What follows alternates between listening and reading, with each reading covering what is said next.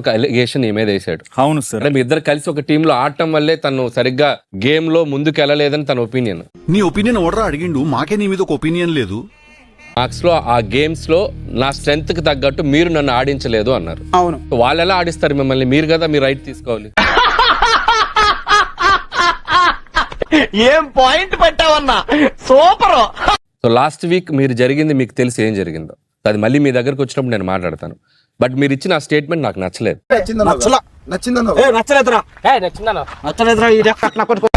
Master మీరు strong గా నిలబడితే, మీరు చొరవ తీసుకుంటే మిమ్మల్ని ఎవరు ఇక్కడ ఆపరు. అవును సార్, అది తెలుసు. నేను ఎక్కడో అది నా మిస్టేక్స్ కూడా ఉన్నాయి. ఇది రియలైజేషన్. ఇప్పుడు ఒకవేళ మేము ఓడిపోయి వాళ్ళు గెలిచుంటే ఈ మాట వచ్చేదా సార్? నేను ఎక్కడో గేమ్ చేంజ్ చేయాలి. మీరు 4 వారాల తర్వాత నిద్ర లేచారు మాస్టర్. ఇప్పుడు వరకు పూజ చేసావా? ఇక్కడ మధ్యలో స్టేట్మెంట్ పాస్ చేశాడు, మీరు కనుక డేంజర్ జోన్ లో వస్తే మిమ్మల్ని నేను బయటికి పంపించేస్తాను ఎందుకంటే మీరు స్ట్రాంగ్ అని అన్నాడు. కనీసం అబద్ధం చెప్పడం సరిగ్గా నేర్చుకో. కొన్ని పదాలు అన్నెసరీగా వాడారు అనిపించింది. You are giving chance for others to say something about it. లేదు మేము ఈసారి చాలా జాగ్రత్తగా ఉంటాను. యా, నీకు రాను రాను నోరు ఎక్కువైపోతుందిరా, కంట్రోల్ చేసుకో. ఓకేరా బాబు, ఈ రోజు నుంచి నోరెప్పను అసలు. సిద్ధు సార్, నోకరాజుతో నువ్వు మాట్లాడేటప్పుడు నాకు ఒక నిమిషం భయం వేసింది. అసలు గొంతు పైలిపైలా అరుస్తున్నాడు. అందుకే పోయింది సార్, ఎఫెక్ట్ ఇంకా ఉంది.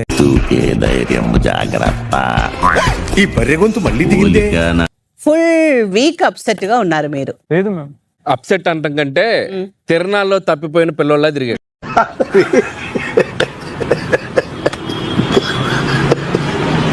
నా మీద కోపం వచ్చిన క్షణం అది. ఇంతమంది చెప్పిన తర్వాత నేను వినకపోతే నా అంత మూర్ఖుడు ఉండడు అనే ఫీలింగ్ నాకు వచ్చింది ఆ టైంలో. సో ఆసియా ఈ వీక్ ఎన్నిసార్లు ఏడ్చారు? ఒక్కసారి ఏడ్చాను. నూకరాజు మీరు చెప్పండి, ఎన్నిసార్లు ఏడ్చారు? నాకు ఒక్కసారి అనిపించలేదు. నా ఒక్కనికే అట్లా అనిపిస్తుందా అనుకున్నా, నీకు కూడా అట్లనే అనిపిస్తుందా? గుడ్లు కావాలంటే తీసుకో, నీకేం కావాలో అవి తీసుకో, నీకేం మిగులుతాయో అవి నేను ఎక్స్చేంజ్ చేసుకుంటాను ఇలాగన్నాను మేడం. ఇదే టోన్లో అన్నా. దానికి ఏడ్ చేసింది.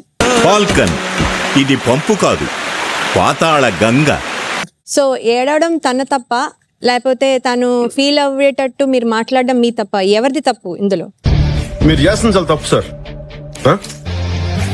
ఒకసారి గుండెల మీద చేసుకుని ఆలోచించండి. నెక్స్ట్ వీక్ ఒకవేళ ఏడవటంటూ జరిగితే ఇలాగే ఉంటే ఏడుపు కామను అది మీ ఇంట్లో ఏడుస్తారు, ఇక్కడ కాదు. అన్నా నువ్వు అట్లా అనొద్దన్నా.